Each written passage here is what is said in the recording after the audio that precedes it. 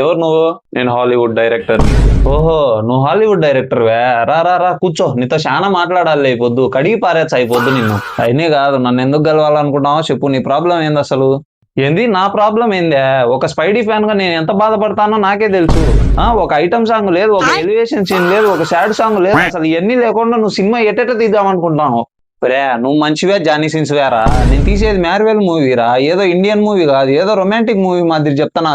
ఇదేం లవర్ విడిపోయి లవర్ వచ్చి మళ్ళీ కలుసుకునేది అనుకునేవా సినిమా అంటే?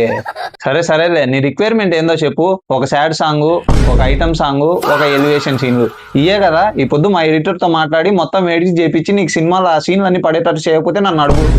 A few moments later.